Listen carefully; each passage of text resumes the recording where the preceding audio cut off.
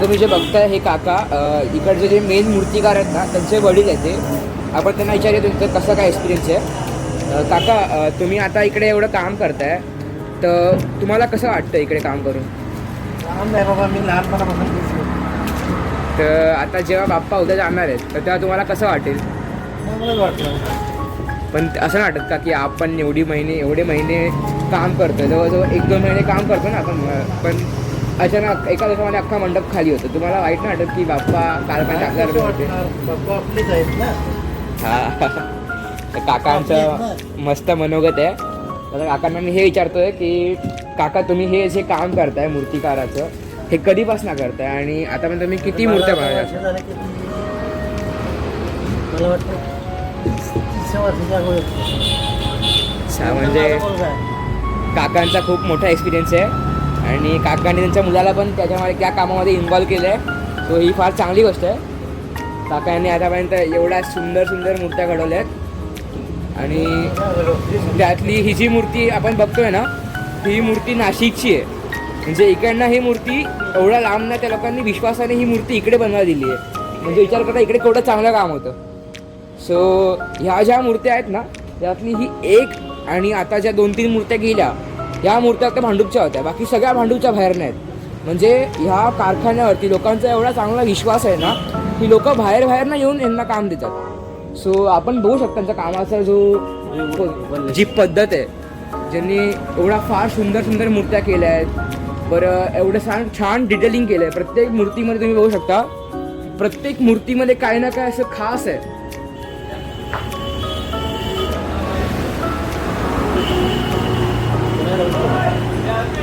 तो अभी हम आए मूर्तिकार दादा के पास और उन्होंने आप देख सकते हो पीछे इतना सुंदर मूर्ति बनाया.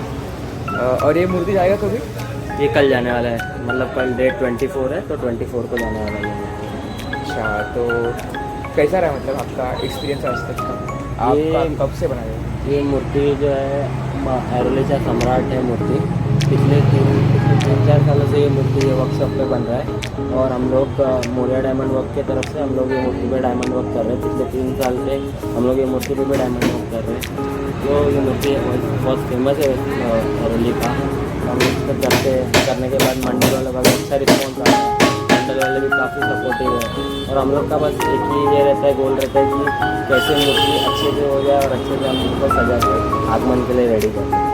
अच्छा, तो मतलब आज तक कभी ऐसे हुआ है कि आप मतलब यहाँ से इतने सारे जो बाप्पा है यहाँ पे आप देख सकते हो कितने सारे बाप्पा हैं, अभी कुछ दिनों के बाद ये पूरा मंडप खाली होएगा, तो आपको कैसा लगता है उसको? जब हम मंडप पे काम करते रहते हैं तो एक मूर्ति पे काम करते हैं तो हम उसके साथ काफ़ी मेमोरीज रहती है. कभी कोई किस्सा रखता है, कभी कोई मस्ती करते हैं हम वो मूर्ति पे. बट जब अभी हम लोग रात को काम कर रहे हैं, बट अभी अगर नेक्स्ट डे हम लोग आए और वो मूर्ति वहाँ पे नहीं रहेगा जगह पे तो ऐसा लगता था कि बाप्पा चले गए. बट मतलब फैमिली मेम्बर होता है, फैमिली मेम्बर टाइप होता है वो कि बाप्पा हमको छोड़ के चले गए. भले लोगों के लिए, सब लोग बोलते हैं लोगों के लिए गणपति 10 दिन 11 दिन, बट हम लोग वर्कशॉप पे काम करते हैं लगभग 1-2 महीने से. तो वो जब पूरा वर्कशॉप खाली हो जाता है काफ़ी लोनली फील होता है. आपका मतलब जैसे आप मूर्ति बना रहे हो बाप्पा का, तो आपका कोई गोल है क्या, मतलब कि जैसे ना आपका रोल मॉडल जैसे कि चिंतामणि, लालबाग का राजा, आपका कोई इंस्पिरेशन है जिससे आप इंस्पायर होकर बनाए हो सब? हम लोग तो डायमंड वर्क करते हैं. हम लोग डायमंड वर्क करने से हम लोग का मतलब एक जो प्रमुख मूर्ति है वो हम लोग का डोंगरिया माना गया है. वो प्रमुख मूर्ति हम लोग हर साल करते हैं. पिछले 4 साल से हम लोग वो मूर्ति यूज़ कर रहे हैं. वो मूर्ति मतलब काफ़ी डोंगरी में काफ़ी फेमस है और काफ़ी भव्य रूप में भी वो मूर्ति रहती है. वो मूर्ति करने के बाद ये लगता है कि ये साल का गणपति सीजन कंप्लीट हुआ. वो तो होता ही है. मतलब अभी आप कब से काम कर रहे हो यहाँ पे, मतलब कितने साल हो गए आपको? हम लोग को ये वर्कशॉप पे लगभग 4 साल हो गए काम करते करते. अच्छा, अभी और एक दादा आ गए हमारे साथ और ये भी काम कर रहे थे मूर्ति के ऊपर और इन्होंने ये इतना अच्छा मूर्ति बनाया. सब डायमंड वर्क जो आहे ना वो इन्होंने किया. तर तुम्ही बघू शकता इकडे की हे जेवढं पण डायमंड वर्क आहे ना हे ह्या दादांनी मिळून केलेलं आहे. तर 1 लाईक तर बनतो या दादांसाठी. त्यांनी जे काम केलं आहे हे फार सुंदर आहे. तुमचे कॉमेंट सांगा याच्यावरती तुम्हाला काय वाटतंय त्या मूर्तीला बघून.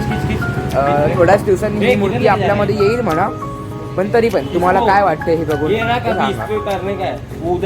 आता मूर्ती बनवताय ना, तर तुमचा कुठला असा बाप्पा आहे की म्हणजे तुम्ही इन्स्पिरेशन ठेवलं आहे की लालबागचा राजा किंवा चिंतामणी वगैरे त्यातून इन्स्पायर होऊन तुम्ही बाप्पा एवढे सुंदर सुंदर बनवता, असं तुमचा कुठला आहे का इन्स्पिरेशन? इन्स्पिरेशन असं तर नाही म्हणू शकत, पण एक आवड आहे लहानपणीपासून या कामामध्ये यायची.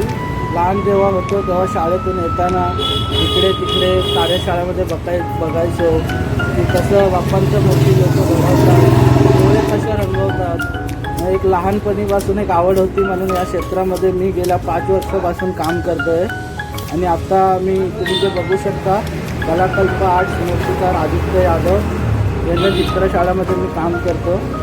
आता आम्ही इकडे 1 ते 25 फुटापर्यंत मूर्ती बनवतो आणि आमची मूर्ती यावर्षी नाशिकला गेली, साताराला गेली आहे आणि बाकीचे जे आहेत ते उद्या आगमन आहेत. अच्छा, आणि तुमच्यावर कधी असं आलं आहे का की म्हणजे समजा तुम्ही एखाद्या मूर्ती काम करता आणि ती खूप अशी डिटेलिंगची मूर्ती आहे आणि समजा मंडळाने त्याच्यात आणखीन ऐन वेळेला एखादं काम आणखी ॲडिशन सांगितलं काहीतरी आणि त्या कामामुळे तुमची मूर्ती डिले झाली, तर तुम्ही म्हणजे काय असं काय होतं का, कधी झालं आहे का असं? आत्तापर्यंत तर कधी झालं नाही असं. आतापर्यंत काय नाही. तर काका तुम्ही काय सांगू शकाल आणखीन, म्हणजे काय सांगू इच्छिता या मूर्त्यांबद्दल आणखी नाही मग एखादी खास अशी आठवण की तुम्हाला साक्षात्कार झाला आहे बाप्पाचा वगैरे? बाप्पा आहे,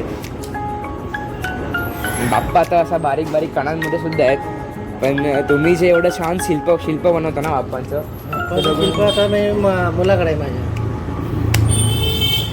काकांचा मुलगा आता जस्ट बाहेर गेलाय, सो त्याला यायला वेळ लागेल, पण एवढं छान जे काम केलं काकांना ना ते बघून खरोखर खूप म्हणजे असं छान वाटतं बघायला. आणि या मंडपामध्ये आल्यानंतर ना एक खरोखर सांगतो पॉझिटिव्ह वाईब झाले आहेत, जे असं वाटतं ना की देव आपल्याबरोबर आहे आत्तासुद्धा. मी बोलतोय तर हा दादा हे सगळं डायमंड वर्क करतो. हे आता जेवढं पण या मूर्त्यांवरती डायमंड वर्क आहे हे ह्या सगळ्या दादांनी मिळून केलेलं आहे. सगळे असे दादा एकत्र मिळून एवढा छान डायमंड वर्क करतात, त्यामुळे ह्या मूर्त्यांना आणखीन चांगलं रूप येतं.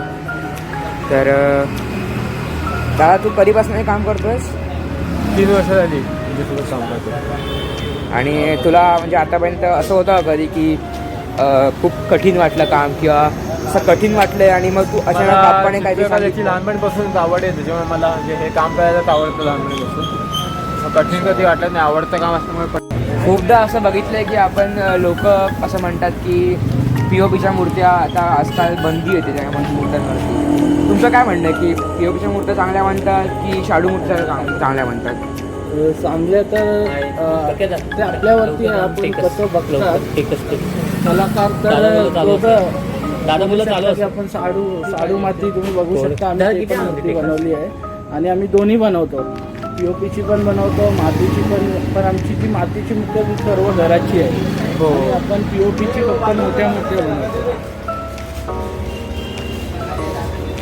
सर्व मातीची मूर्ती. तर ह्या सगळ्या मूर्त्या आहेत ना, ह्या सगळ्या घरात जाणाऱ्या आहेत, छोट्या मूर्त्या आहेत त्या. तर म्हणजे ह्या कारखान्यामध्ये छोट्या मूर्त्यांपासून मोठ्या मूर्त्यांपर्यंत सगळे बाप्पा बनतात. सो दादा तुम्हाला काय म्हणजे आणखीन काय सांगायचं वाटेल या कारखान्याबद्दल किंवा तुमच्या एखाद्या आठवणीबद्दल? तुम्ही पण नक्की आमच्या कारखान्यामध्ये कधी व्हिजिट करा, कधी आमचं काम बघा. जर चांगलं वाटेल तर कधी या आपल्या मंडळासोबत. आता तुमच्या घराची मूर्ती जर पाहिजे असेल तुम्हाला, मातीची पण मिळेल तुम्हाला, POPमध्ये पण मिळेल तुम्हाला. आमचं 2 वर्कशॉप आहे, एक खडी मशीन ऑपोजिटला आहे त्याचा भांडूप वेस्टला आणि एक भांडूप तेंबीपाड्याला आहे. तिकडे सर्व घराची मूर्ती आहे, छोट्या मूर्ती POPची, आणि इकडे आम्ही जे आहे मातीची बनवतो आणि POPची. आता आपल्याला यावर्षी जास्त लांबच्या मूर्त्यांचे म्हणजे कारखाने विजिट करता आले नाही, तरी परळ वर्कशॉप वगैरे जाता आलं नाही आपल्याला, तर आपण इकडेच केलं आहे. पण इकडे सुद्धा टॅलेंट खूप कमी असं नाही म्हणता येणार. इकडे टॅलेंट त्या थोडीच तोर आहे, कारण इकडचे जे बाप्पा आहेत ना हे सुद्धा तेवढेच सुंदर बनले. तुम्हाला कळलं असेल हे सगळं बारकाईचं काम बघून की हे केवढं कठीण काम आहे आणि केवढं सहजपणे यांनी काम केलेलं आहे. सो नक्कीच ह्याच्याबद्दल एक लाईक बनतो. आणि धन्यवाद हा व्हिडिओ बघितल्याबद्दल, थँक्यू. त्याला क्राऊनवरती मुक्तावरती एक शिवलिंग बनलं आहे, तर ते फार सुंदर वाटतं बघायला. त्यामुळे बाप्पाला एक वेगळाच लुक येतो आहे. मी पण आता जस्ट नोटीस केलं ते. दादा आपल्याला बोलले की मूर्तीचं ते दाखव करून.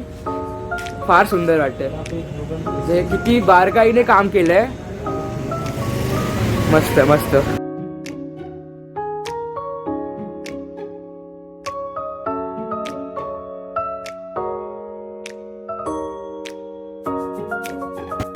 दादा कधी असं झालंय का, म्हणजे तुम्ही एखादा असा स्टँडर्ड हाईट ठेवली की तुम्ही फक्त एवढ्याच हाईटच्या मूर्त्या बनवल्या, किंवा तुमच्याकडे कधी असं आलं आहे की तुमच्या एखाद्या मंडळ आहे ते खूप जुनं मंडळ आहे, तुमच्याकडे ऑलरेडी मूर्त्या बनवतात, तुम्हाला बोललं की नाही आम्हाला आणखीन जरा ह्या वेळेला आणखीन जरा उंच मूर्ती पाहिजे, तर तुम्ही बनवली आहे म्हणजे काय?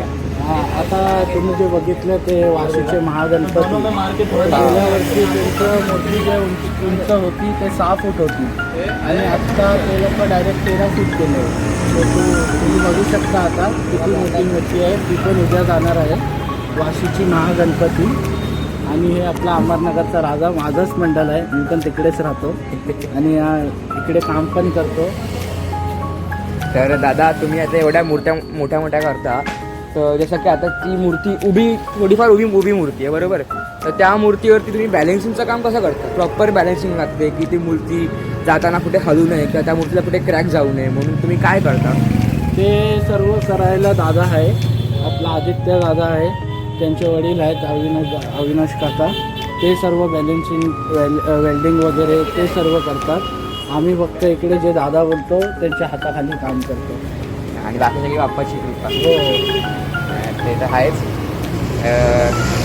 तर खूप छान वाटला सगळ्यांबरोबर बोलून, आणि या सगळ्या दादांनी मिळून आपल्याला एक छान अनुभव सांगितलेला आहे. तर जर आपल्याला हा व्हिडिओ आवडला असेलच नक्की. जर तुम्हाला आवडला असेल तर ह्या व्हिडिओ तुम्ही लाईक करा, शेअर करा, सबस्क्राईब करा. आणि दादा तुमच्या मंडळाचं नाव बोला. अमर सेवा संघ अमरनगरचा राजा, विद्याविहार वेस्ट. तर ह्या मंडळाचे जे लोक असतील त्यांनी जे रील बघितली असेल किंवा हा व्हिडिओ बघितला असेल ना, तर जास्तीत जास्त व्हिडिओ शेअर करा, जेणेकरून ह्यांचं नाव जेणेकरून या दादांचं नाव खूप म्हणजे असं फेमस होईल. तर दादा हा असा मूर्तीशाळेचं नाव काय? कलाकल्प आर्ट, भांडूप वेस्टला आहे आपली चित्रशाळा, खडी मशीनजवळ. खडी मशीनजवळ.